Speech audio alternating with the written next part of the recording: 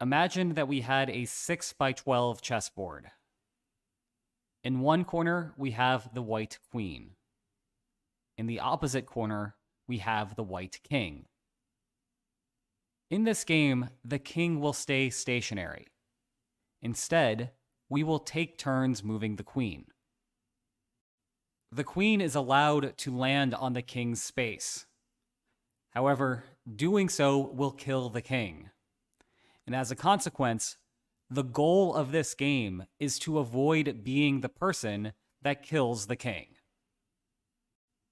To prevent any cowardice, passing on your turn is not an option, and the queen's movements are restricted so that she can only go up, right, or up, right. That is, on every given turn, we must make progress toward the king.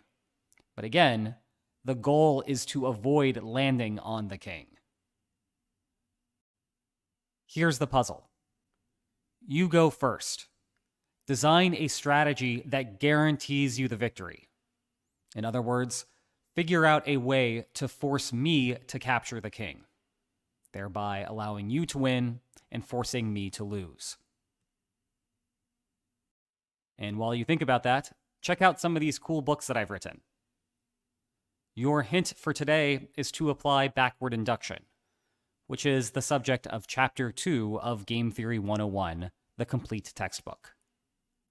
In other words, think about how to optimally play this game when you're toward the end of it, and use that information to inform what are good and bad moves earlier on.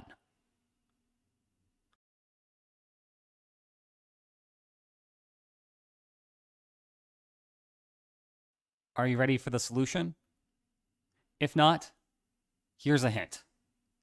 Your opening move should be to take the queen to I1. Do you see it now? Let's use that hint that I gave you earlier to apply backward induction to see why I1 as the opening move will allow you to win the game. The key to applying backward induction to this game is to realize that your main goal is to land the queen on either k6 or l5. If you place the queen on either of those squares at the end of your turn, your opponent has only one legal move afterward, and that's to capture the king. That means they lose and you win. So really, this is a race to get to either k6 or l5 first. That information is useful because it tells you where you cannot land at the end of your turn. Think about row 6 and column K. If you land in any of those red squares, your opponent will advance directly to k6 on their turn, and on your subsequent turn, you're going to be forced to capture the king. You lose, they win. Thus, anywhere in row 6 and column K that's marked in red is a no-go zone. And it's the same thing branching away from L5. If you land on any of these squares, then your opponent can go directly to L5 and force you to lose on the subsequent turn.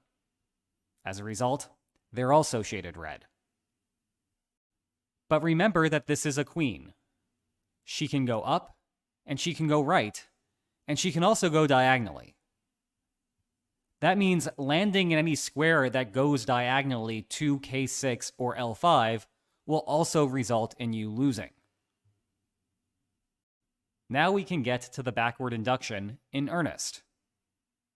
Having worked through this so far, do you see a square that will now guarantee you the victory that we haven't yet marked? Think about J4. If you land on that square, think about how your opponent is in a no-win position. If they go up, it's only red. If they go to the right, it's only red. And if they go diagonally, there's one red square, and then there's a direct loss by capturing the king. Nothing is going to work out there.